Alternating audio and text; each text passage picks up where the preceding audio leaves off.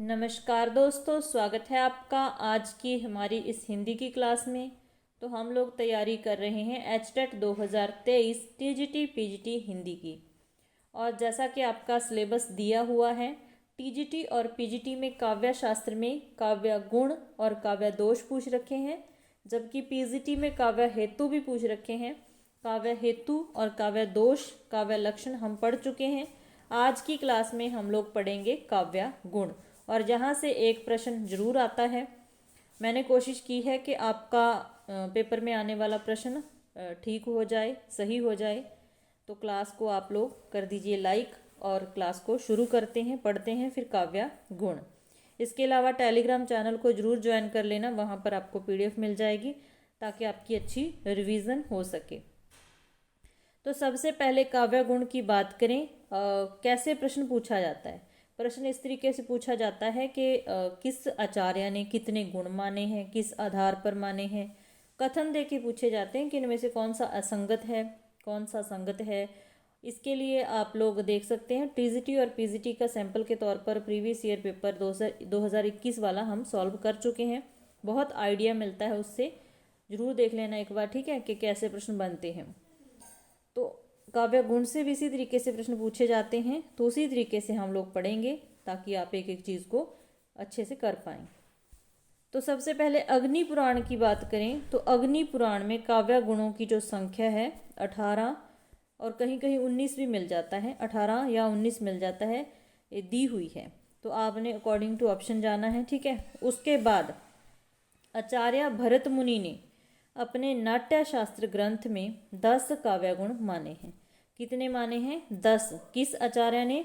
आचार्य भरत मुनि ने। इसके साथ ही आचार्य बामह का नाम आ जाए, आचार्य दंडी का नाम आ जाए, तो इन्होंने कितने माने हैं? 10 काव्य गुण माने हैं। फिर नाम आता है आनंद वर्धन। आनंद वर्धन ने कितने माने हैं? आनंद वर्धन ने ध्वन्यालोक में काव्य गुणों की संख्या चित्त की अवस्था के आधार पर, किस आधार पर? चित्त की अवस्था के आधार पर कितने गुण माने हैं? 3 माने हैं। इनका ध्यान नाम का जरूर रखना है कि इन्होंने माधुर्य को द्रुति कहा है, ओज को दीप्ति कहा है, प्रसाद को व्याप्त कहा है, ठीक है। तो क्या किसको कहा है, कौन से गुण को इन्होंने कौन सा नाम दिया है, ये याद रखना है।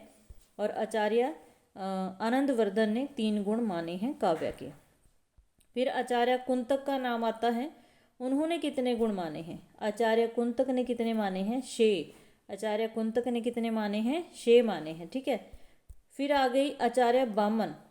आचार्य बामन ने मुख्य 2 प्रकार के गुण माने हैं। काव्य के 2 प्रकार के गुण माने हैं, 2 मतलब प्रकारों में बांटा है। तो इस तरीके से भी प्रश्न पूछा जाता है, ठीक है। तो लास्ट जो हमने 2021 वाला किया है उसमें इसी तरीके का प्रश्न था। तो आचार्य बामन ने 2 प्रकार के गुण माने हैं। कौन कौन से? शब्द गुण और अर्थ गुण।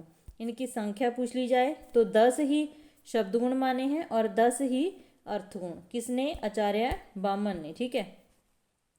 उसके बाद आचार्य भोजराज ने, आचार्य भोजराज ने अपने ग्रंथ सरस्वती कंठाभरण, सरस्वती कंठाभरण ग्रंथ का नाम भी थोड़ा ध्यान में रख लेना है, सबसे अधिक गुण माने हैं। तो सबसे अधिक गुण मानने वाले कौन है?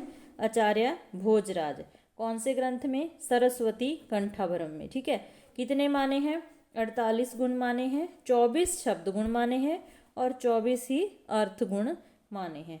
और मुख्य बात क्या याद रखनी है कि शब्द गुणों को इन्होंने बाह्य गुण माना है और अर्थ गुणों को अभ्यंतर गुण माना है। तो ये हो गए आचार्य भोजराज। उसके बाद आचार्य मम्मट आ गए। तो आचार्य मम्मट ने अपने ग्रंथ काव्य प्रकाश में 3 गुण स्वीकार किए हैं। कौन कौन से किए हैं? प्रसाद गुण, ओज गुण और माधुर्य गुण। यही काव्य के मुख्य गुण भी माने जाते हैं और इन्हीं से बनते हैं प्रश्न। उसके बाद आ जाते हैं आचार्य विश्वनाथ और आचार्य पंडित जगन्नाथ। तो इन्होंने भी मम्मट द्वारा बताए गए 3 गुण ही माने हैं। कौन कौन से? प्रसाद, ओज और माधुर्य, ठीक है। आचार्य विश्वनाथ और पंडित जगन्नाथ ने भी यही गुण माने हैं, प्रसाद, ओज और माधुर्य, ठीक है। तो आगे हम पढ़ लेते हैं एक एक करके काव्य के जो गुण हैं। ठीक है, तो सबसे पहले प्रसाद गुण देखते हैं, क्या पहचान है, किस तरीके से इसको पहचाना जा सकता है और कौन सा रस होता है, कौन सी इसमें रीति होती है, सारी चीज़ें पूछी जाती हैं। ठीक है, ऐसी काव्य रचना जिसको पढ़ते ही अर्थ ग्रहण हो जाता है, ऐसी काव्य रचना जिसको पढ़ते ही अर्थ ग्रहण हो जाता है वह प्रसाद गुण से युक्त मानी जाती है। अर्थात जब बिना किसी विशेष प्रयास के काव्य का अर्थ स्वतः ही स्पष्ट हो जाता है तो उसे प्रसाद गुण युक्त काव्य माना जाता है। तो क्या समझे कि जब भी हम किसी काव्य रचना को पढ़ते हैं तो अपने आप ही स्वतः ही उसका अर्थ साथ साथ समझ आ जाता है, अर्थ हमें स्पष्ट हो जाता है, हम अर्थ को ग्रहण कर पाते हैं। तो वो कौन सा गुण होता है, वो कौन से गुण से युक्त रचना मानी जाती है काव्य रचना? प्रसाद गुण। ठीक है, तो मतलब कि कोई ज़्यादा हमें कई बार ऐसा होता है कि किसी काव्य को पढ़ के हमें पहले शब्दों के अर्थ देखने पड़ते हैं, फिर उसका अर्थ हमें ग्रहण होता है। तो ऐसा नहीं, प्रसाद गुण युक्त रचना ऐसी होती है जिसको पढ़ने से स्वतः ही अर्थ ग्रहण कर लिया जाता है, हमें अर्थ स्पष्ट हो जाता है। ठीक है, और अब ध्यान रखना है कि इसकी विशेषताएं क्या होती हैं। स्वच्छता और स्पष्टता, स्वच्छता और स्पष्टता प्रसाद गुण की प्रमुख विशेषताएं हैं। ठीक है, आगे प्रसाद गुण में रीति पूछी जाए कौन सी है, तो पांचाली रीति। कौन सी रीति होती है प्रसाद गुण में? पांचाली रीति होती है इसमें। ठीक है, और मम्मट ने इसके बारे में क्या कहा है? आचार्य मम्मट ने इसके बारे में क्या कहा है? प्रसाद गुण ऐसे धुले वस्त्र के समान होता है जिसमें जल सहजता से व्याप्त हो जाता है, अथवा वह ऐसी सूखी लकड़ी है, ऐसी सूखी लकड़ी मतलब प्रसाद गुण युक्त जो काव्य है वो ऐसी सूखी लकड़ी के समान है जो तत्काल ही आग ग्रहण कर लेती है अथवा उसको फैला देती है। मतलब जिस तरीके से किसी सूखी लकड़ी में जल्दी से आग लग जाती है और फैल जाती है, उसी तरीके से प्रसाद गुण से युक्त जो रचना होती है उसका अर्थ जल्दी जल्दी ही हमें समझ आ जाता है, ग्रहण कर लिया जाता है। और इसमें रस पूछ लिया जाए तो इसमें शांत रस और भक्ति रस की प्रधानता रहती है, शांत रस और भक्ति रस की प्रधानता रहती है। ठीक है, और यमक अलंकार के जो गुण होते हैं प्रसाद गुण में आते हैं, यमक अलंकार के गुण प्रसाद गुण में आते हैं। ये अलंकार में भी पूछा जाता है कि अलंकारों से भी इस तरीके से पूछा जाते हैं प्रश्न कि कौन सा असंगत है, तो यमक अलंकार के जो गुण होते हैं उसमें वो प्रसाद गुण में आते हैं। ठीक है, तो ये हो गया प्रसाद गुण। उम्मीद है आपको समझ आई होगी कि प्रसाद गुण में कौन सी रीति है, कौन से रस हैं और क्या पहचान है। ठीक है, क्लास अच्छी लगे तो लाइक ज़रूर कर देना। अगला है हमारा माधुर्य गुण। ठीक है, दूसरा गुण कौन सा है? माधुर्य गुण। अब इसकी पहचान क्या है? हृदय को आनंद उल्लास से द्रवित करने वाली कोमल कांत पदावली से युक्त रचना माधुर्य गुण संपन्न होती है। तो क्या कैसी रचना में माधुर्य गुण होता है? हृदय को आनंद उल्लास से द्रवित करने वाली कोमल कांत पदावली से युक्त रचना माधुर्य गुण संपन्न होती है। अर्थात ऐसी काव्य रचना जिसको पढ़कर चित्त में श्रृंगार, करुणा या शांति के भाव उत्पन्न होते हैं। तो कौन कौन से भाव उत्पन्न होते हैं? श्रृंगार रस के, करुण रस के और शांत रस के। ठीक है, वह माधुर्य गुण युक्त रचना मानी जाती है। कौन सी? जिसमें कोमल कांत पदावली हो।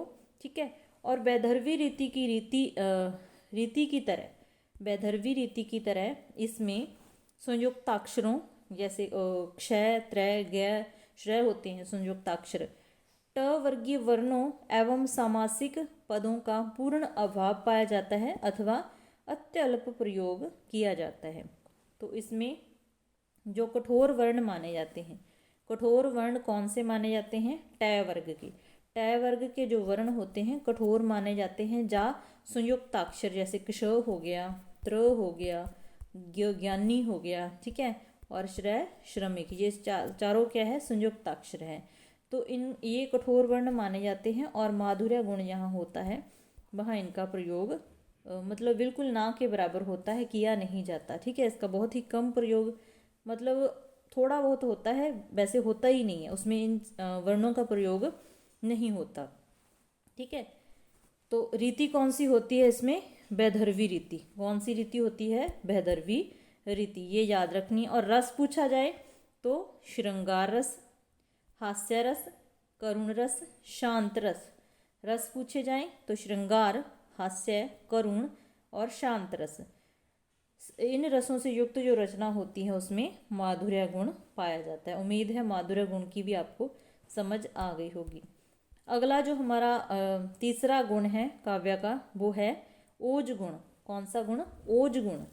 ऐसी काव्य रचना जिसको पढ़ने से चित्त में जोश, वीरता, उल्लास आदि की भावना उत्पन्न हो जाती है, वह ओज गुण युक्त काव्य रचना मानी जाती है। तो कैसा काव्य? ऐसा काव्य जिसमें वीरता की बातें हों, उल्लास की बातें हों, जोश की बातें हों। काव्य पढ़कर ही हमें अर्थ ज्ञात होता है कि इसमें वीरता भरी बातें हैं या उल्लास है, जोश भरने वाली बातें हैं। तो ऐसे काव्य में कौन सा गुण होता है? ओज गुण होता है। ठीक है, ऐसे काव्य में कौन सा गुण होता है? ओज गुण होता है। और इसमें किन वर्णों का प्रयोग किया जाता है और कौन सी रीति आती है? इसमें गौड़ी रीति। रीति कौन सी होती है? गौड़ी।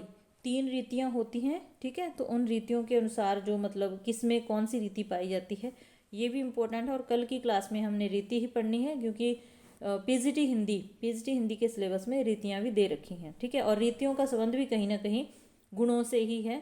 ठीक है, तो इसमें गौड़ी रीति पाई जाती है। और इसी की तरह इसमें संयुक्ताक्षरों, ट वर्गीय वर्णों, सामासिक पदों एवं रेफ युक्त वर्णों का प्रयोग होता है। तो ओज गुण में क्या होता है, क्या नहीं होता, माधुर्य में क्या होता है, क्या नहीं होता, इन चीज़ों को विशेष रूप से आपने ध्यान में रखना है। ठीक है, तो यहाँ पर क्या होता है? इसमें संयुक्ताक्षरों और टय वर्ग के वर्णों का प्रयोग किया जाता है। ठीक है, आगे इसमें रस कौन से होते हैं? वीर रस, रौद्र रस, भयानक आदि रसों की रचना में ओज गुण ही पाया जाता है। कोई भी ऐसी रचना जिससे वीरता झलकती हो, उल्लास, जोश या कुछ भयानक हो, ठीक है, तो ऐसे रस मतलब देखने को मिलें, तो वहाँ पर कौन सा गुण होता है काव्य का? ओज गुण। ठीक है, तो उम्मीद है तीनों ही गुण आपको समझ आए होंगे, किसमें कौन सी रीति है, रस हैं, सारी चीज़ें। तो आशा करते हैं कि आपके पेपर में आने वाला क्वेश्चन ज़रूर हल हो। तो क्लास अच्छी लगे तो लाइक कर देना, चैनल पर नए हो तो चैनल को सब्सक्राइब ज़रूर कर लेना। हम लोग हिंदी पढ़ते रहते हैं। मिलते हैं फिर ऐसी ही नेक्स्ट क्लास में। क्लास देखने के लिए धन्यवाद।